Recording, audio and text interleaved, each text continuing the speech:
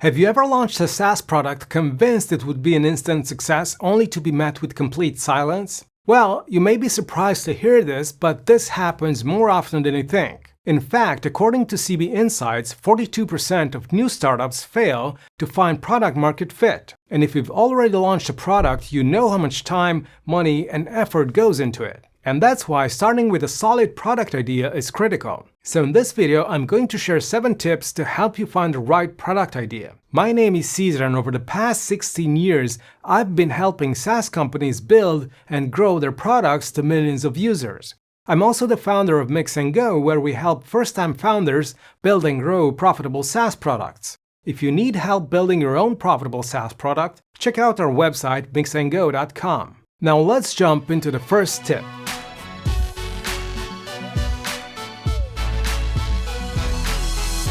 Defining your target business profile helps you uncover potential problems you can solve for a very specific type of business. The better you can articulate the problem these businesses are experiencing, the more your offer will resonate with them. And by solving the same problem over and over again for the particular type of business, you'll become more efficient at solving it. And you can use that increased efficiency as an unfair advantage to become the best option on the market. And you want to target businesses, not consumers, because business people think in terms of return on their investment, i.e., saving costs or increasing revenue. When defining your target business, you want to be very specific about the industry or niche you want to work with and the market size, ensuring there's enough demand to sustain your business. If there's competition in the market, that's a good thing. It means there are buyers as well.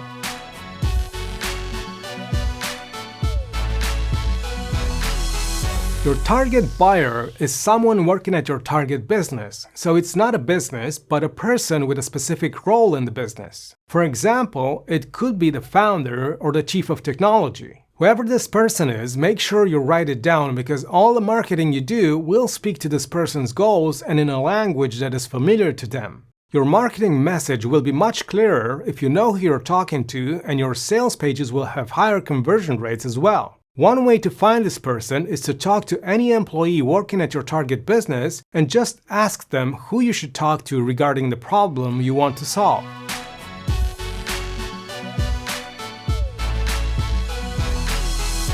When you know what kind of business you're going for and who your buyer is, it's time to figure out what are some of the problems they want to solve. A great way to do this is to simply talk to them and find out what products they use and why. Also find out what they dislike about them. By understanding what products they use, you'll understand what specific problems they need to solve, because a product is a solution to a specific problem. Then you might look at product reviews and see what others are complaining about. That's an easy way to find a unique value proposition for your product. Also, their dissatisfaction with the current solution or the benefits to switching to yours must be significant to justify the migration cost, which can sometimes be pretty high.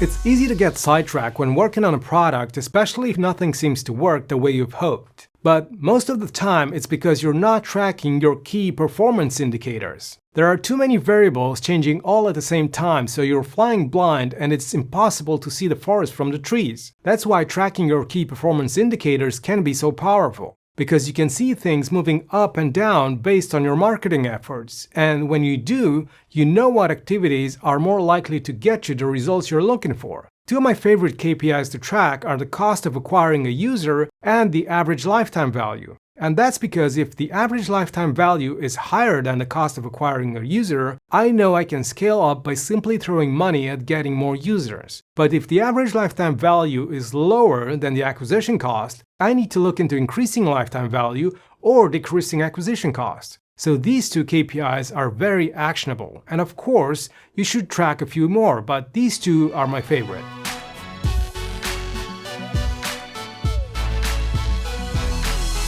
When you have a bunch of problems that you know someone wants to fix and you've established your key performance indicators, it's time to get to work and create your first experiment. This could be a minimum viable product, a presentation, or even just a bunch of conversations. You want to understand as quickly as possible if this problem is worth solving for your buyer and how much solving the problem is worth to them. It's unlikely you're going to find the best problem to solve on the first try, so you're probably going to iterate a few times until you find it. And that's why moving quickly is important. If you have any tools that can help you move quickly through those experiments, use them. For example, I use Ruby on Rails to build minimum viable products because I can test SaaS ideas really quickly. So use whatever you can to speed up this process.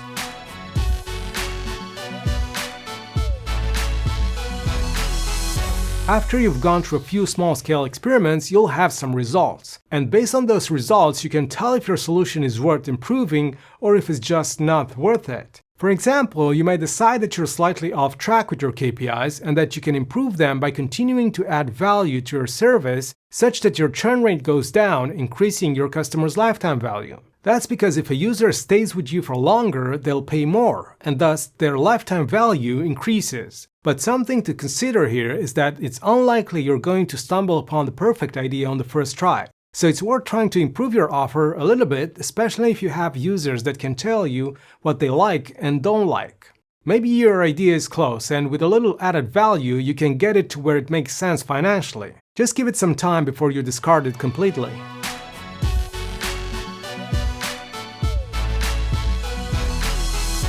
If you find that you're way off track with your idea and there's nothing you can do to steer the ship around, then you'll want to go back to finding a different problem to solve and repeat the process. You'll get there eventually by testing different problems and different solutions to those problems. But it takes patience and sometimes many iterations. And obviously, the faster you can spawn new variants, the faster you'll find it. One thing that can tell you if you're going in the right direction is competition. If there's enough competition in the market, it means there's demand for that product or service. Now, if you want to learn more about how to make your SaaS product successful, check out this video.